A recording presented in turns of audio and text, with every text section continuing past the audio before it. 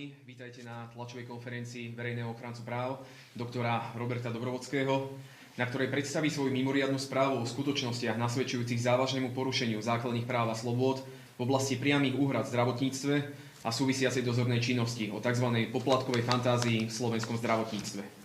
Okrem verejného ochrancu práv doktora Roberta Dobrovodského vítam na tlačovej konferencii magistra Jakuba Homolu, riaditeľa odboru ochrany hospodárskych, sociálnych a kultúrnych práv a práv národnostných menšín a etnických skupín Kancelárie verejného ochrancu práv a rovnako vítam aj magisterku Dominiku Kríčovú, právnu expertku Kancelárie verejného ochrancu práv, ktorá sa podielala na danom prieskume. Pán doktor, nech sa páči, máte slovo.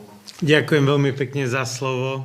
Dámy, páni, dovolte mi prejaviť veľkú radosť nad hojnou účasťou médií a to len svedčí o tom, že otázka sociálnych práv a práva na zdravotnú starostlivosť je veľmi významná a dotýka sa každého, nielen nás, vás, ale aj obyvateľstva našej krajiny. Na úvod mi ešte dovolte poďakovať mojej kolegyni Dominike Kríšovej aj riaditeľovi odboru príslušného Jakubovi Homolovi za skvelú odbornú prácu na tomto prieskume, ktorý bol pretavený do mimoriadnej správy verejného ochrancu práv. Mimoriadna správa je veľmi významný nástroj v rukách verejného ochrancu práv, ktorý dáva najavo parlamentu to, že sa niečo v spoločnosti deje a že parlament musí konať. Za normálnych okolností predkladám takú tú tradičnú, klasickú jednoročnú správu výročnú o činnosti nášho úradu, ale keďže toto sú tak závažné zistenia, kde si myslím, že je nemožno odkladať aktivitu parlamentu a mali sme za to, že je potrebné nasvietiť parlamentu, čo trápi ľudí v oblasti prístupu k zdravotnej starostlivosti. Určite viete z činnosti môjho mandátu, že pre mňa je priorita sociálne práva, pomoc chudobným, bezvládnym, tí, čo ťahajú za kratší koniec na jednej strane a na druhej strane silný, zvrchovaný štát, ktorý si často trúfne do tých slabých alebo si ich nevšimne, lebo nevedia patrične uplatniť svoje práva. A my s mojím tímom sme tu práve na strane tých chorých, biedných, zraniteľných. Mimoriadna správa sa v parlamente predloží v momente, keď niečo je závažné, systematické a opakujúce sa. A my sme sa pozreli na to, ako štát garantuje prístup k zdravotnej starostlivosti ľuďom. Mali sme podozrenie, že dochádza porušovaniu práv ľudí, aj vzhľadom k tomu, že nám stúpal počet podnetov na vyberané poplatky v ambulanciách, lekármi, kde ľudia mali pocit, že niečo nie je v poriadku, mali pocit, že prečo to máme platiť. Má to ukotvenie v zákone? Veď ústava hovorí, že máme právo na bezplatnú starostlivosť, treba dodať na základe zákona a na základe toho, ako zákonodárca určil rozsah bezplatnej starostlivosti. Ale my sme mali podozrenie z tých podnetov, že asi ten štát nedostatočne dohliada na tú časť práva, kde v ústave sa hovorí na základe zákona. My sme sa pýtali, je ten zákon dostatočne jasný, chráni pacientov pred svojvôľou lekárov, ktorí človeku vyrúbia poplatok, vynútia si ho, vyžiadajú si ho cez sestričku alebo priamo lekár pred dverami ambulancie. Je ten zákon dostatočne jasný, dáva jasné odpovede? Alebo vytvára takú sivú zónu, neregulovanú a zákonodárca, štát, regulátor sa zbavil svojej zodpovednosti a necháva ľudí vystavených často ruke nemilosrdného trhu. A tým, že ekonomická, sociálno-ekonomická situácia obyvateľstva sa zhoršuje, a nielen na Slovensku, ale aj v celej Európe, my vidíme, že začínajú sa debaty aj v západnej Európe o prístupe k zdravotnej starostlivosti rozsahu, tak si myslím, že je ten pravý čas na to poukázať. Viete, že nie je to prvá mimoriadna správa, nie je to moja prvá komunikácia k parlamentu. My keď vidíme, že niekde je pnutie a že dochádza k masívnemu porušovaniu práva, nečakám na svoju výročnú správu raz v roku. To je neskoro. Za rok sa v živote ľudí odohrá toho veľa. Ja si myslím, že ombudsman musí aktívne na týždennej báze varovať parlament. Parlament, pozri sa na to, čo sa ti deje s ľuďmi, s obyvateľmi tohto štátu. Keď sme zachytili prípady policajnej brutality, hneď sme zmapovali terén a podnikli mimoriadnu správu, prieskum, zhodnotenie a parlamentu sme podnikli 50 legislatívnych, nelegislatívnych opatrení. A už sa naplňajú, lebo parlament nevidí, čo sa deje s ľuďmi v policajnej moci v noci. Takisto ani ten parlament, tí poslanci, poslankyne a možno ani ministerstvo zdravotníctva nevidí, čo sa deje pred dverami ambulancií, ako sa s ľuďmi komunikuje, ako sú daní pod nátlak, psychicky často, lebo sú ľudia chorí, zraniteľní, zaplať alebo nedostane zdravotnú starostlivosť. Takže my sme túto úlohu zobrali na seba a povedali sme, že parlament, a my sa k tomuto, teda parlament by sa nemal prizerať, lebo je zvrchovaná moc. Ja nie som zvrchovaná moc, ja neviem prijať zákony, nariadenia a tak ďalej. Ale som tu na to, aby som nastavil zrkadlo tej moci.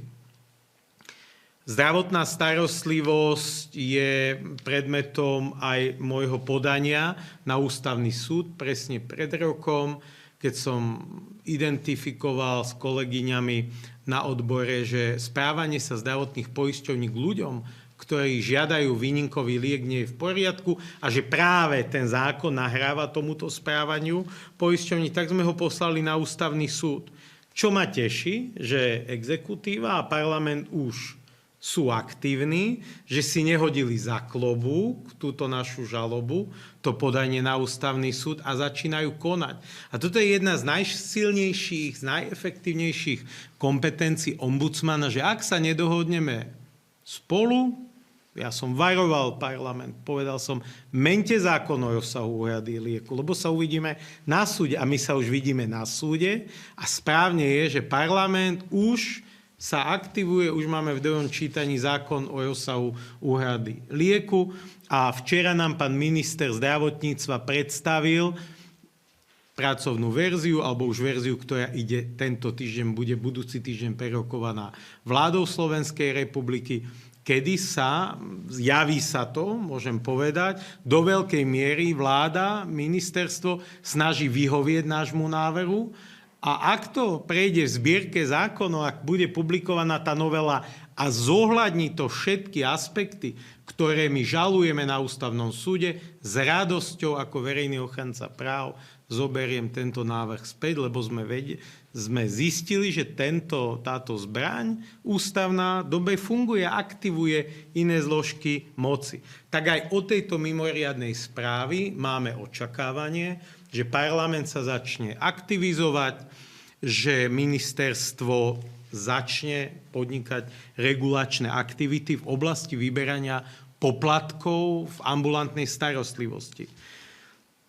A dobre je, že sme ani dlho nečakali. My sme oznámili túto aktivitu minulý týždeň tlačovou správou, že už finišujeme mimoriadnu správu a už včera sme mali stretnutie s vedením ministerstva zdravotníctva, kde boli obidvaja štátni tajomníci, pán minister a pán štátny tajomník Štovko, ktorý má na starosti poplatky, nedal nejaké uistenia, samozrejme nebolo to ešte nič konkrétne, len nás všeobecne oboznámil s tým, že niekedy na skorú jeseň takto identifikoval, prídu s legislatívnym riešením alebo aj s nelegislatívnym riešením, pokiaľ ide o prehodnocovanie výšky odplaty za poskytovanie zdravotnej starostlivosti a že do veľkej miery naše odporúčania sa stretnú s ich aktivitou. Tak to som rád, že už sa tie príslušné zložky rozhýbali. Nie sme len my, ktorí upozorňujú na zlú situáciu, sú to aj iné nezávislé štátne orgány. Veľmi si vážim aktivitu Najvyššieho kontrolného úradu ako nezávislej ústavnej ustanovizne, lebo aj verejný ochranca práv je ústavne nezávislá inštitúcia, aj NKÚ je ústavne nezávislá a a upozornilo NKÚ, že zachytili, alebo z ich činnosti im vyplýva, že sa vyberajú poplatky, ktoré nie sú zákonom upravené, to znamená, to je aj to naše zistenie a môžu významne obmedziť právo pacienta na prístup k zdravotnej starostlivosti, ale aj predseda úradu pre dohľad nad zdravotnou starostlivosťou vo svojej výročnej správe o stave vykonávania zdravotného poistenia tiež na tieto problémy upozorňujú. My sme sa aj nedávno s nimi stretli. Viete, a má to aj fiškálny aspekt. Vyššie územné celky, s ktorými sme sa rozprávali, hovorili, že pán ombudsman, pán verejný ochranca práv, my aj keď spravíme kontrolu v ambulancii a zistíme, že došlo k ilegálnemu výberu poplatku, tak zisťujeme, že o výbere poplatku neexistuje daňový doklad. To znamená, tá ambulancia príslušná nevystaví doklad, ktorý podľa príslušných daňových predpisov, asi zákon o e-kase, zákon o dane z príjmu hovorí, že pri každom plnení musíte okamžite vystaviť doklad. Nedávno prijatá novinka upravuje v každej prevádzke, dokonca máme poučenie, čítame v kaviarni, že okamžite vám musia vystaviť doklad. A vyššie územné celky sa pýtajú, a čo lekári? Kde je ich plnenie daňovej povinnosti? Podľa odhadu ministerstva zdravotníctva, ktoré nám pán Štovko včera povedal, sa odhaduje, že 400 miliónov eur sa vybere ročne. A to bol údaj spred 3 rokov s tým, že to má stúpajúcu tendenciu. My sme sa, nie len vyššie územné celky, ktoré to všetko odstupujú v príslušnej finančnej správe, sa pýtali, že čo sa deje s týmito oznámeniami. Veď tu je podozrenie, že dochádza k veľkým daňovým únikom. Najmä je to legitímna otázka v čase konsolidácie.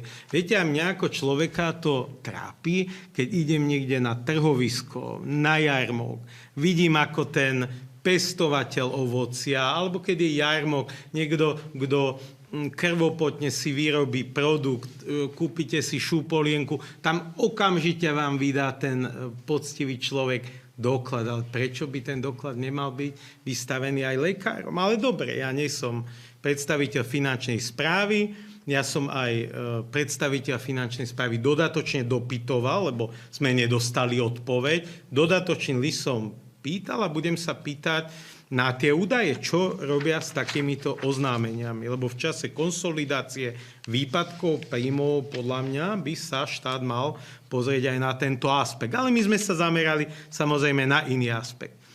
Len v roku 2025 sme mali takýchto 30 podnetov. Tým, že obyvateľstvo vníma našu podporu, neutralitu, že nepodliehame politickým tlakom a že chránime ľudské práva v najširšom rozsahu a nebojíme sa, nemáme strach pred ničím, sme viazaní len ústavou, zákonom, tak nám rapidne stúpli počty podaní aj v oblasti ilegálnych alebo podozrenie na ilegálny výber poplatkov. Mali sme 30 podaní. Vyššie územné celky nám spočítali zo svojich štatistík, že mali 500 podnetov za 2 roky. To je prirodzené, bo oni sú kontrolná dozorná autorita.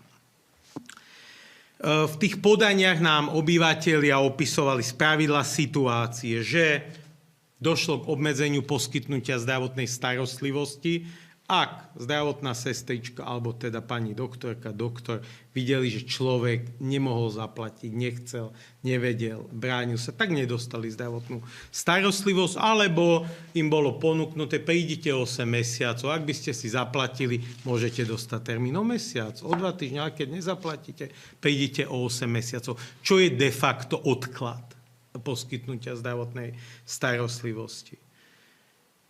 Chcem povedať, že náš prieskum nie je namierený voči lekárom.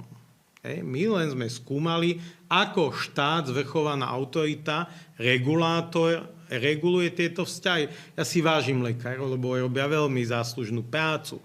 Chránia aj oni právo na život, ale si myslím, že každý vykonávame svoju činnosť, aby sme sa mali spravovať v právnom poriadku právom a všetci sme si rovní či lekár, či človek, ktorý upratuje ulicu, všetci sme si rovní pred zákonom a všetci musíme pri výkone činnosti plniť si aj daňové povinnosti. Každému strhnú zo mzdy daň, odvod, tak aj lekár musí tú daň zaplatiť z príjmu.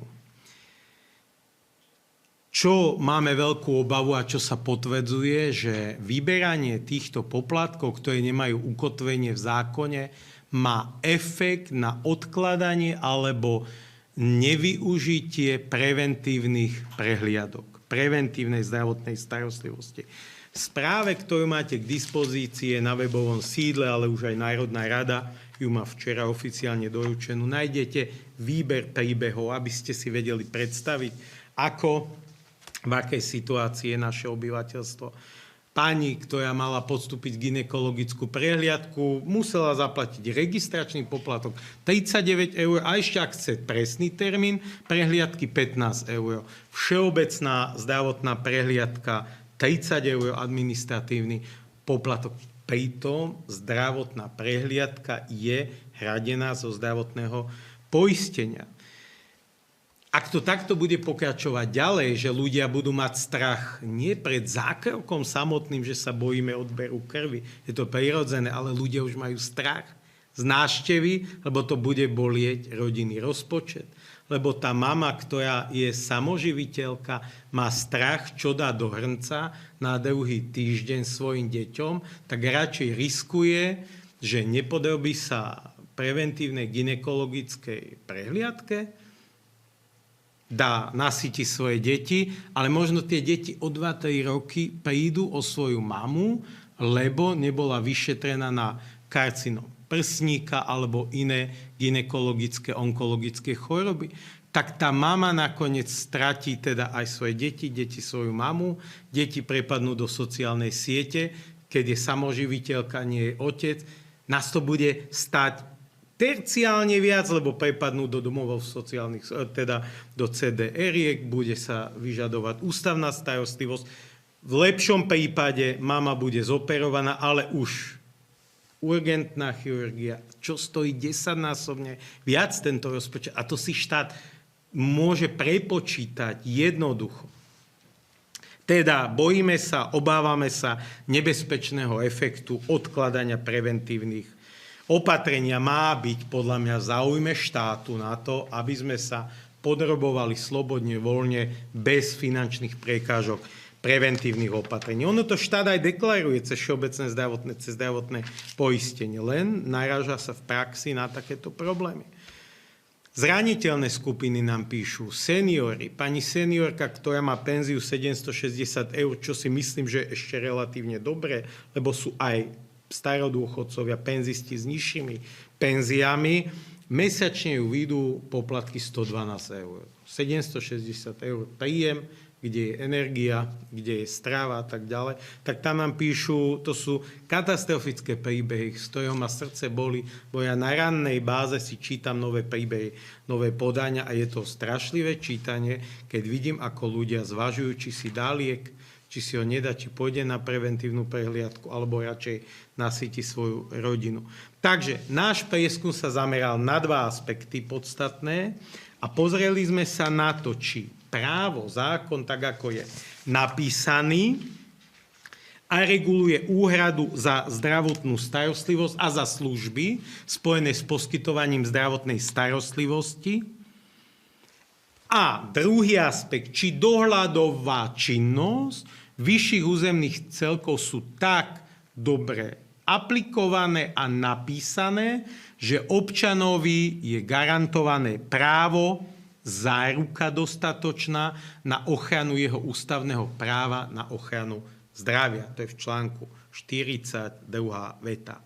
Či náhodou, lebo my sme mali podozrenie z tých podnetov, či sa nevytvára priestor pre dvojitý výklad zo strany lekára, zo strany pacienta, čo vytvára mieru neistoty, obavy pacientov ísť na návštevu k lekárovi, lebo má moment prekvapenia na tej chodbe, aký poplatok sa na ňo vyťahne, s čím bude konfrontovaný. Neviete sa brániť na mieste, nemáte dohľadový orgán, ktorý by vás tam ochránil. Viete, a tu nejde o tovary a služby. Denne si viete kúpiť tovar službu vždy v nejakej inej predajni. Chodíme podľa akcií, letákov a tak ďalej. Vždy si spotrebiteľ je voľný, s kým uzatvorí zmluvu, čo si u koho kúpi a tak ďalej. Ale tu ste odkázaní na sieť zdravotnej starostlivosti, ktorá je regulovaná, poskytovanie zdravotnej starostlivosti, nepredaj zemiakov. Je to služba, ktorú môžu len lekári s príslušnou atestáciou, vzdelaním vykonávať. A preto si myslím, že tu štát musí byť striktný a túto sieť zregulovať. Nielen sieť minimálnu poskytovateľ zdravotnej starostlivosti, ale aj vzťah konzument, spotrebiteľ, pacient a poskytovateľ zdravotnej starostlivosti. Samozrejme sa nám potvrdil náš prieskum, to naše podozrenie, že pacienti sú vystavení neprimeranému obmedzovaniu informácií o ich právach, ekonomickej neistote. Oni niektorí aj pacienti nám aj píšu, my by sme aj zaplatili, len nech mám istotu, čo ma to bude v tom pol roku stáť, aby som si v rodinnom rozpočte to vedel napočítať a odložil si rezervu. Bo ľudia si myslia, veď platím zdravotné poistenie, to je jedna istota, že vám z platu strhne poistenie. Tam je štát dokonalý, tam je štát konzekventný, že vám vždy to príslušné percento k nejakému dňu v mesiaci strhne. OK. To je spravodlivé. Všetci žijeme v nejakom štáte, Slovenská republika, máme nejaké sociálne zdravotné zabezpečenie a vieme, koľko nám zo mzdy strhnú. Len vy by ste na druhej strane mali aj mať právo spravodlivo očakávať, čo za to dostanem a ak aj nedostanem, čo ma bude všetko nad rámec zdravotného poistenia stáť. Proste vedieť si to napočítať.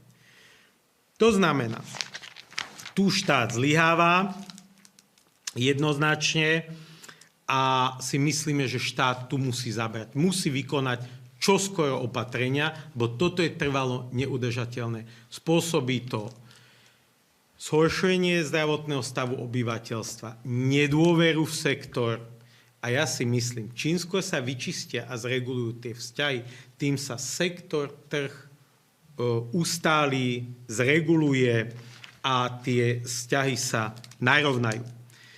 Naše zistenia ukázali, že právo je tak vágne napísané a mám podozrenie, že to aj štátu dlhodobo, desiatky rokov vyhovovalo. Taká sivá zóna, veď všetci boli spokojní. Štát nemusel viac vynaložiť na zdravotnú starostlivosť. Aj poisťovne sú do určitej miery spokojné.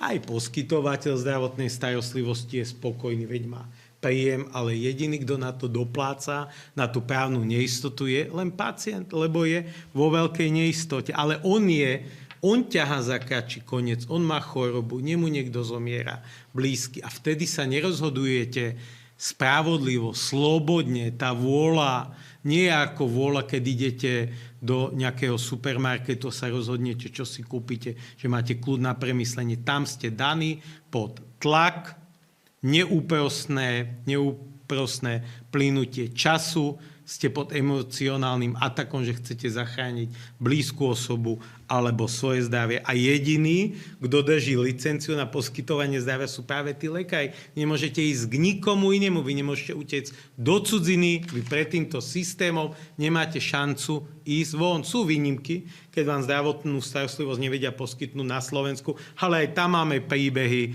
veľké príbehy, kedy už aj lekári atestujú, áno, toto nevieme zoperovať a narážame na zdravotné poisťovne, na úrad pre dohľad, kedy vy môžete ísť do iného členského štátu EÚ, ale to by bolo na osobitnú tlačovú konferenciu. Ja si myslím, že aj čoskoro k tomu bude tlačová konferencia. A my vás aj priebežne informujeme celý rok. Táto situácia dokonca spôsobuje to, že čo vyšší územný celok, to iný právny názor.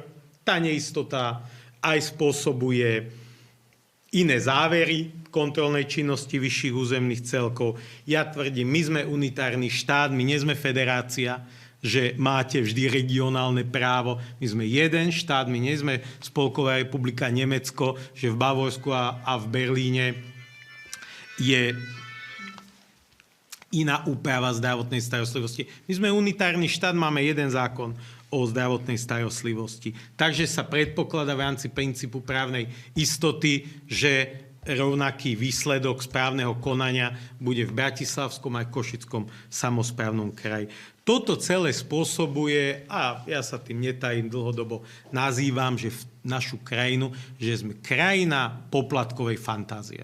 Lebo to právo tomu nasvedčuje. Tá právna úprava je tak napísaná, neviem, či zámerne, či to je zámerne ignorácia tohto stavu a že zákonodárca nezakročí. Ale teraz už zákonodárca, ak nezakročí, tak bude žiť so zlým svedomím.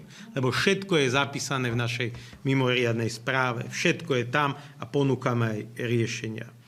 Tvrdíme, že je treba zakročiť, dajú sa prepísať definičné znaky, dajú sa tie vzťahy lepšie upraviť. Totiž to existujú výkony, poskytovanie zdravotnej starostlivosti, ktoré sú kryté, platené zdravotným poistením. Neexistuje.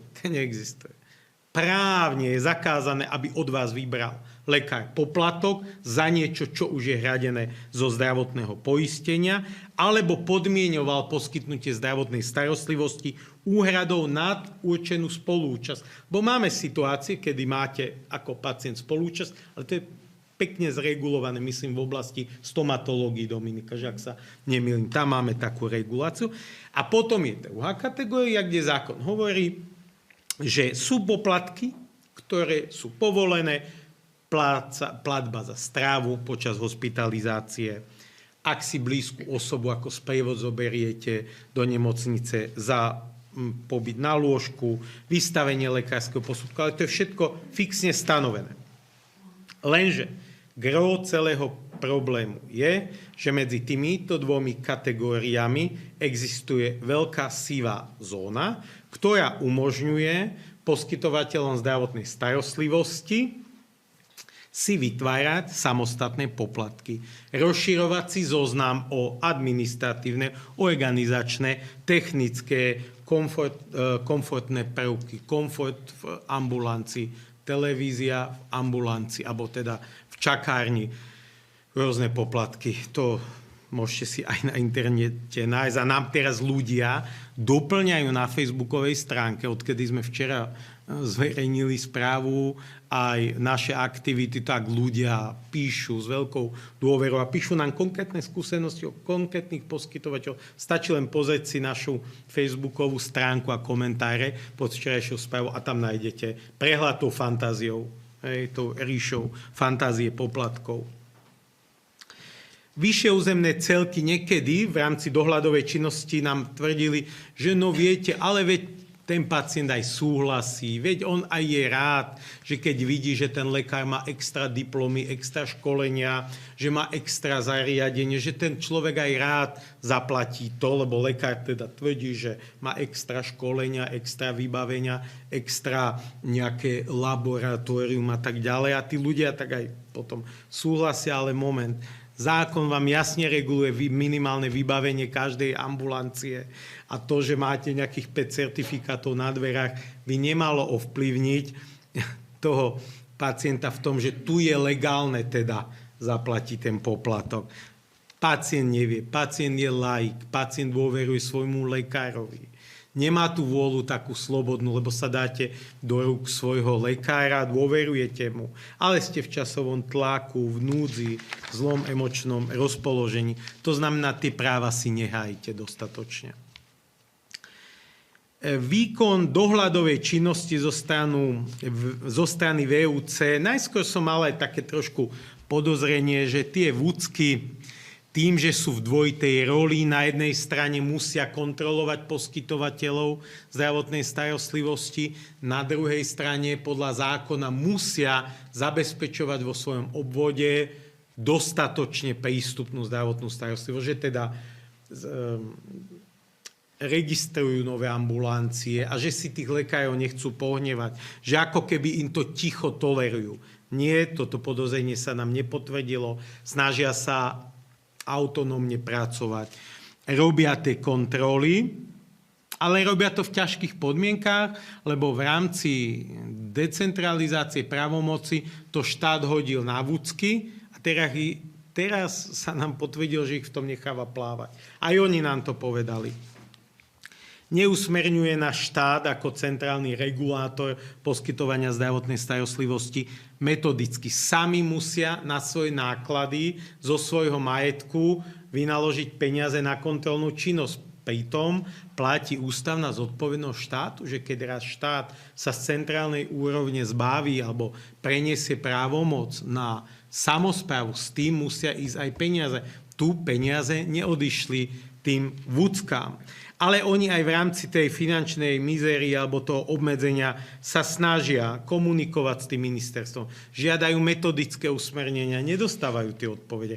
My sme to aj včera pánovi ministrovi povedali. Pán minister, viete, koľko tu máte konaní o odvolaní proti pokutám nevybavených? Tak aj oni to uznali, lebo my sme tie spisy mali k dispozícii.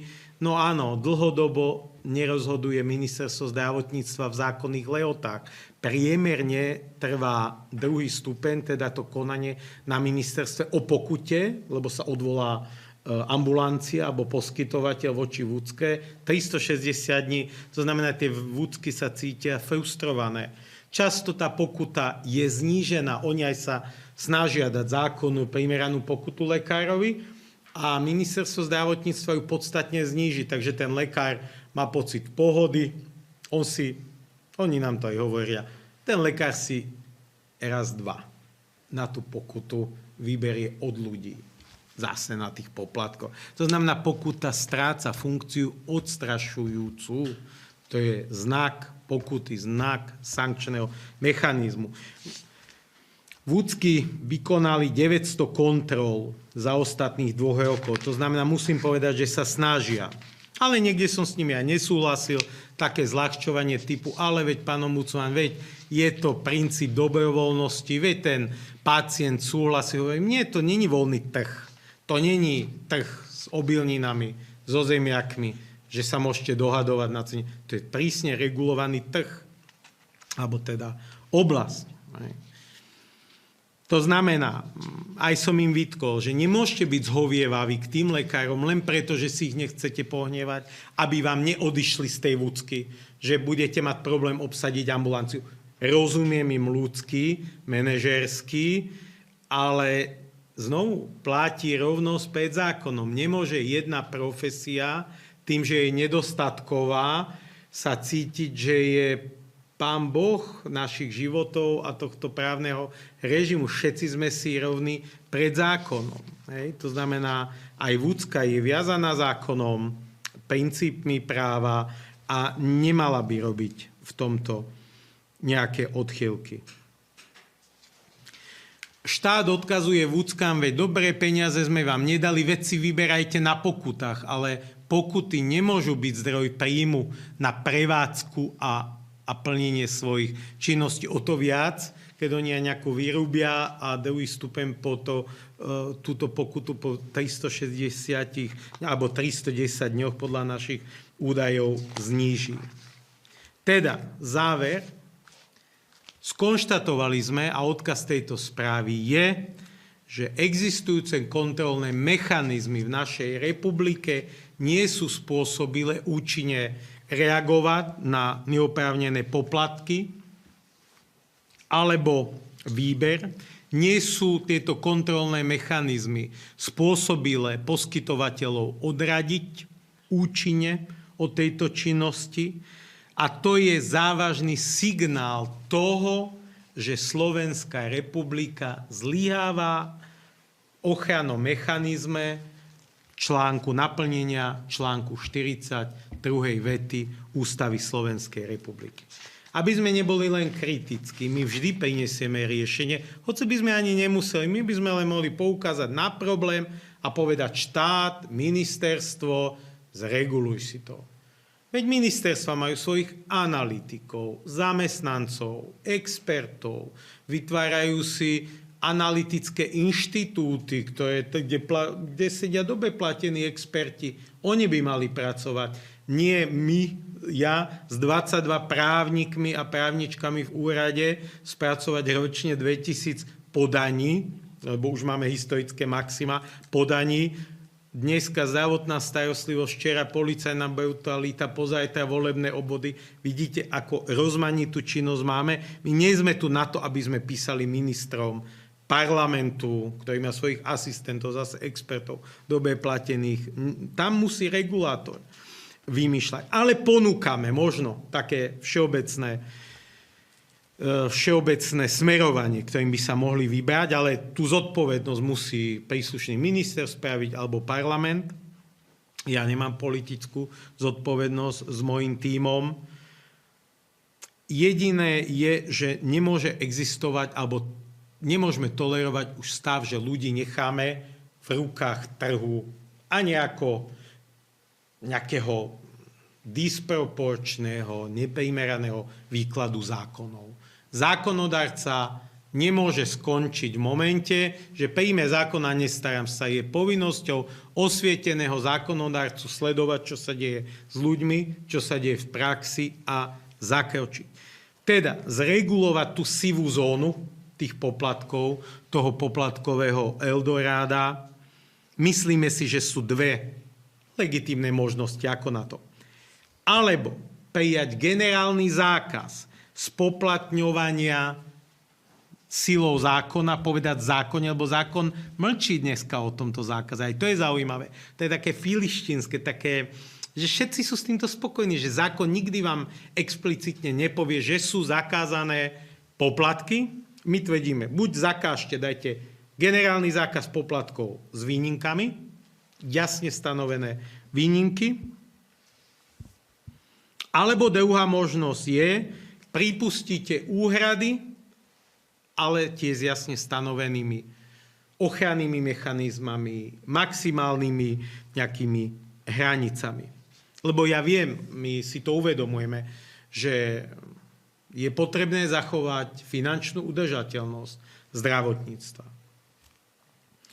Ale myslíme si, že by mal zákonodárca zakročiť. Zároveň posilniť samosprávne kraje, dať im to, čo im už z ústavy vyplýva, ministerstvo alebo fiskus štátny by im mal odovzdať peniaze na kontrolnú činnosť, tiež trošku zregulovať rozdrobenosť kompetencií, lebo občania často nevedia, kto čo rieši.